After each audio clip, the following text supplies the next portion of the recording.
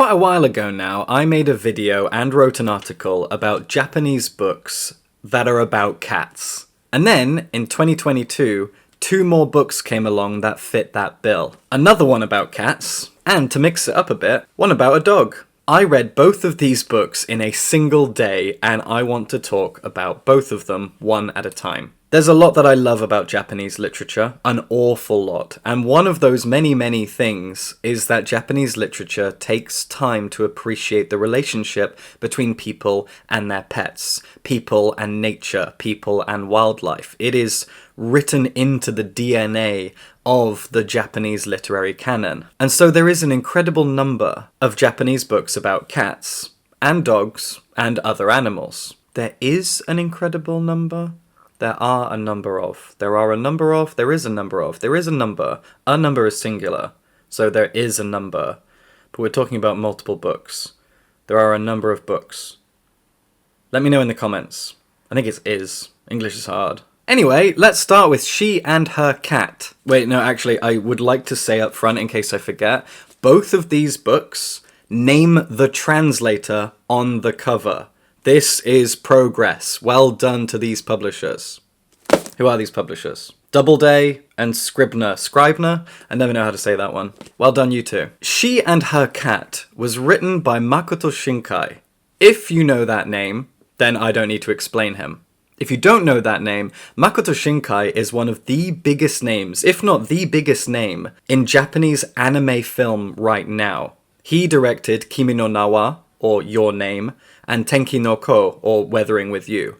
2 enormous success stories in Japanese cinema. He's an incredible anime film director. Your Name remains one of my favorite anime films, and I think it's a lot of people's favorite anime film. It's beautiful, it's a simple love story, and it's so gorgeously drawn and animated. There's nothing in the world like it, everyone's talked about it to death. Makoto Shinkai is a great director of anime films. The way he brings the natural and urban worlds to life in animation is absolutely breathtaking. And I'm not going to rock the world by saying Your Name is a real good film. But the first thing he ever made was a 5-minute animated short called She and Her Cat, which now is a short novel. He wrote this alongside Naruki Nagakawa, I think. I'm not sure how Nagakawa fits into this, but his name is here on the cover, and I assume that Shinkai needed some help in writing a novel because he's a film director. But this was also translated by the legendary Ginny Tapley Takemori, who translates the works of Sayaka Murata. She and Her Cat is a very simple affair. It is 150 pages, separated into 4 parts that are all interconnected. The story takes place in a suburb of what I assume to be Tokyo, and every one of these 4 parts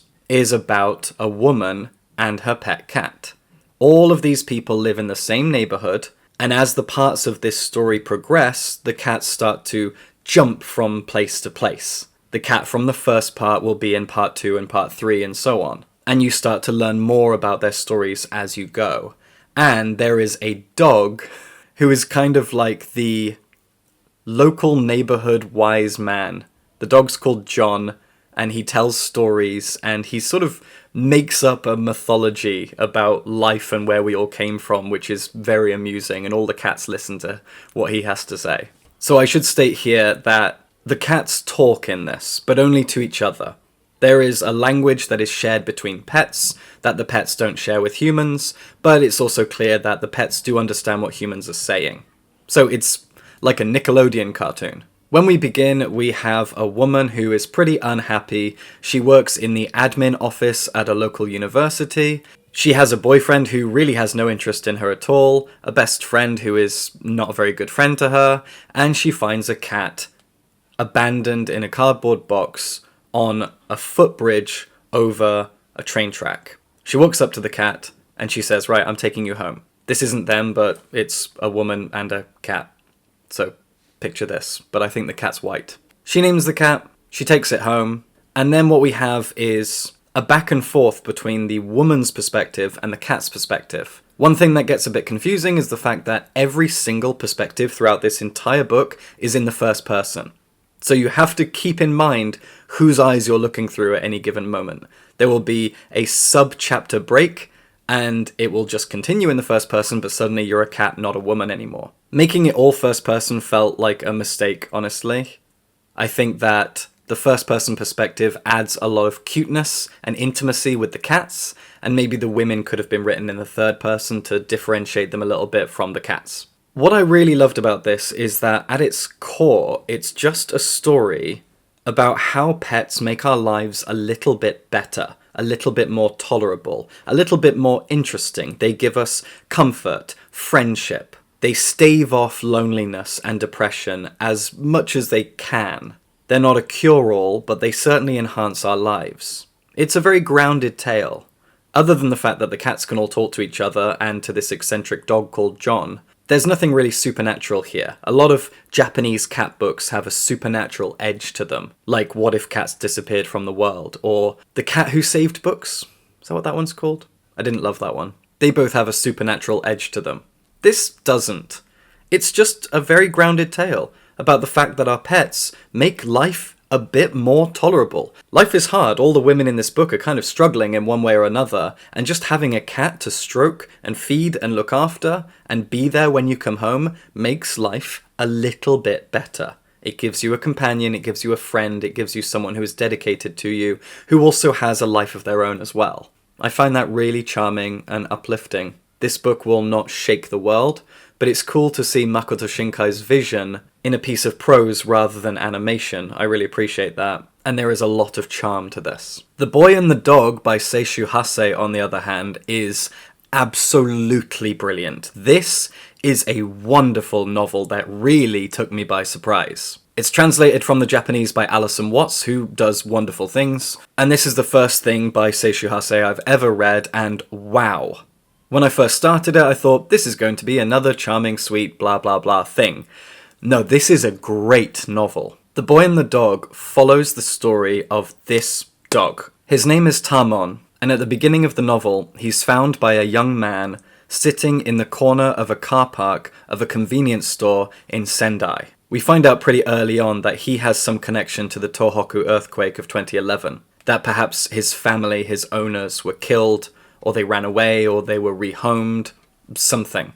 And so this guy goes, right, I'm going to take this dog in. The guy's a bit of a rough diamond, and he's kind of down on his luck. His mother has dementia. His sister is doing all the heavy lifting looking after their mum, and he needs work. So he's doing a lot of dirty, odd jobs for local criminals, and he ends up becoming a getaway driver for a trio of foreign thieves and bank robbers who travel around Japan, breaking into things like jewelry stores, stealing stuff, and then moving on to the next place. And so he's hired to be the getaway driver just for the few jobs they're doing in Sendai before they vanish. Now we get to know his story. We get to know a little bit about Tamon, how old he is and where he came from, and the fact that he always looks south.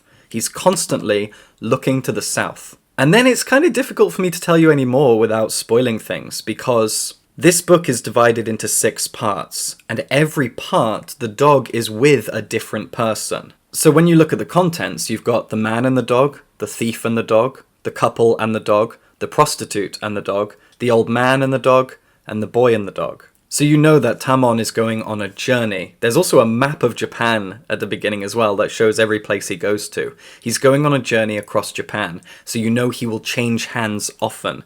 And things happen to the people that he crosses paths with. Their lives either get better or worse, to the point that the dog starts to feel a little bit cursed. And ultimately you do realise, not too far in, that Tamon is trying to get home. His owners must still be alive. He can sense them, he can smell them, and he wants to get back to them, and he believes they've gone south. And so we follow him trying to get there, passing through the lives of people as he goes. And all of these people begin their chapters pretty unlikable until they're not anymore. They become really lovely people. They're brilliantly fleshed out, and I've already given away the fact that one of the chapters is about a sex worker. I love the fact that this author wrote a chapter from the perspective of a sex worker. She is not a throwaway character, she is not a third party, she is not nothing. She is a protagonist, she has a backstory, we spend time with her. A sex worker in a novel is actually given attention, actually works as a protagonist. And her story is just as sad as all of the others. but at least she's human. I appreciate that. Tamon moves through the lives of these people. They all fall in love with him in one way or another, and for different reasons, they have to say goodbye to him, and he moves on, and he slowly gets closer and closer to whatever he thinks is his goal. Tamon does not speak. There is no anthropomorphization of this dog. He's a dog. That's it. And we see him through the eyes of these people, and they love him, and they bond with him, and he affects their lives in different ways. And in a lot of ways, this is like a short story collection, where every single chapter, we're getting a different experience. New protagonist, new plot, new background, new problems, new setting, new everything. And the dog remains the staple of the story. So you can look at this as a 6-part short story collection, where the dog moves through, but the dog has an arc. He is trying to get somewhere. I am amazed by this. It's truly a sad book, as almost all books and films about dogs are. It's crushingly sad in so many different ways, but it's also absolutely beautiful. Brilliantly written, wonderfully realised, lovely characters that you usually start off disliking and then love by the end. I'm amazed by the humanity of this book. It has a lot of patience and love. And in that sense, it's kind of what dogs and pets in general do. They remind us of our own capacity for love. And I really appreciate that. This is a great novel. Check out The Boy and the Dog. It's wonderful. There you go. If you needed a top-up of Japanese books about pets, we've got a cat one and a dog one. Enjoy and subscribe for books.